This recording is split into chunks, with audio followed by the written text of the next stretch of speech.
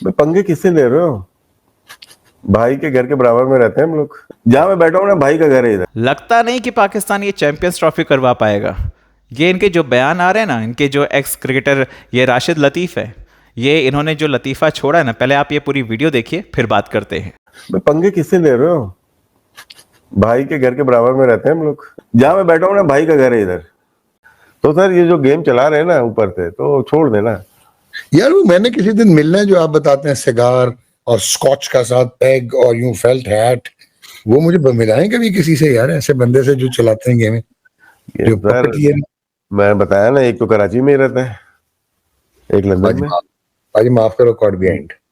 Social media x पर एक user है जॉन्स, उन्होंने ये वीडियो शेयर किया है जिसमें उन्होंने लिखा है कि हमारा संपर्क भाईजान के साथ है। भाई का मतलब आप समझ सकते हैं, दाऊद की बात कर रहे हैं ये, क्योंकि कराची में कौन रहता है? वही रहता है। जग जाहिर है, सब जानते हैं कि कराची में दाऊद आज भी रहता है। और पाकिस्तान हालांकि इसको नकारता हुआ आ रहा है, लेकिन जिस तरह से ये धमकी दे रहा है, इससे लगता नहीं कि चैंपियंस ट्रॉफी यहाँ पर होगी।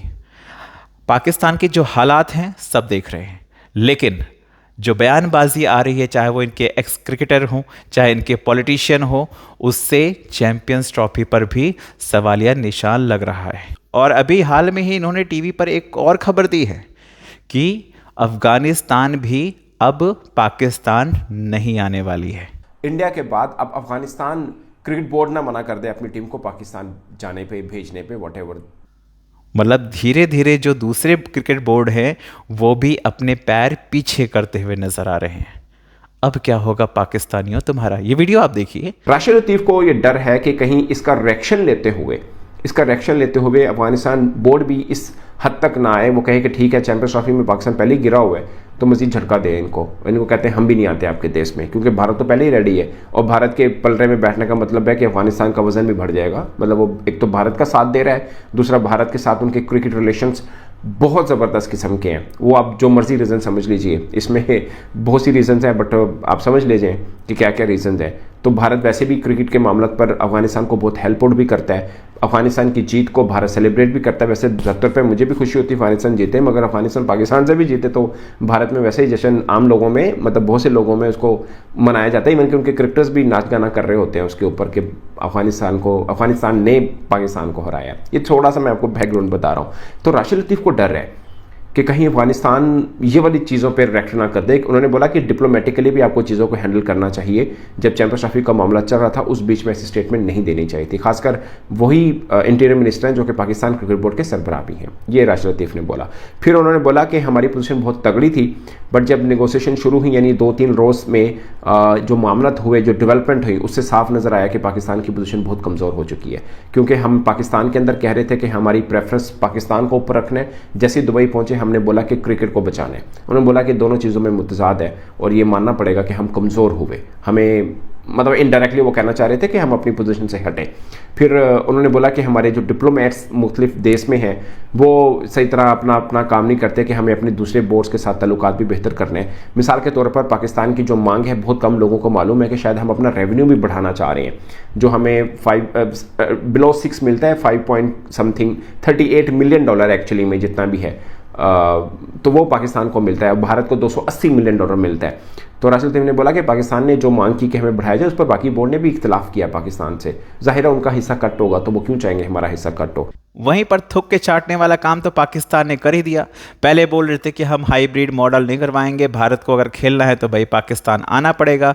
लेकिन जब भारत ने अपना स्टैंड कायम रखा तो ये ज़मीन पर लेट गए। जय शाह वैसे भी आप जानते ही हैं कि अब आईसीसी के चेयरपर्सन बन चुके हैं, तो जाहिर सी बात है लेटना तो पड़ेगा ही। लेकिन विक्रांत जी, जिस पर लोग बहुत ज़्यादा सवालिया निशान लगा रहे थे कि भाई ये पाकिस्तान के फेवर में बहुत ज़्यादा बोलते हैं, उन्होंने बहुत सटीक शब्दों में कुछ बातें कही हैं। मैं चाहता हूं कि आप इसको सुने एक बार।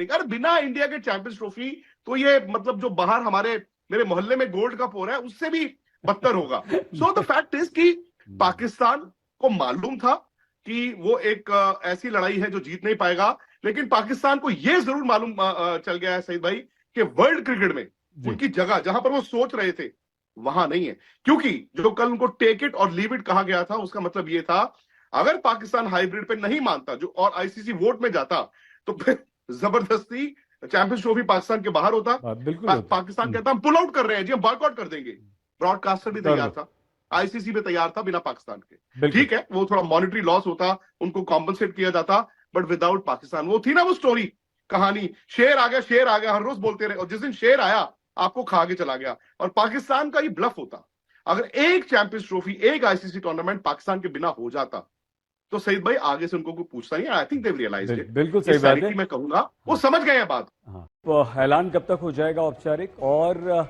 पाकिस्तान के इस निर्णय का कारण क्या है? सईद भाई वो एक शेर है ना, कि तर बदर सर पटकने से भला क्या होगा, वही होगा जो मंजूर बीसीसीआई होगा। ये जो पिछले 1.5-2 महीने से चल रहा था इंडिया में, मैं आपको बताऊं सईद भाई, बच्चे जो है ना, 8-8 साल के बच्चों को 4 महीने पहले पता था कि पाकिस्तान इंडिया की टीम नहीं जाएगी। पाकिस्तान को भी पता था, ठीक है, बीसीसीआई उनको ब्रिंक तक ले गया और वो पॉस्चरिंग कर रहे थे। क्योंकि दिक्कत है कि मोहसिन नकवी पीसीबी के चेयरमैन है। अब पीसी के चेयरमैन के तौर पर तो हाइब्रिड उनको सूट भी करता है, लेकिन वो उस मुल्क के इंटीरियर मिनिस्टर है, यानी कि पॉलिटिशियन है, यानी कि उनको अपनी ऑडियंसेस को अपील भी करना है। भाई 2 दिन पहले उनका बयान थे 2 जी, सर कट जाएगा झुकेगा नहीं, हम इंजरी ले लेंगे इंसल्ट नहीं लेंगे, हम पैसों के लिए जो है वो कॉम्प्रोमाइज नहीं करेंगे। भाई अभी तो आप पैसों के लिए कॉम्प्रोमाइज कर रहे हो, जब कल आपको आईसीसी ने कहा टेक इट और लीव इट।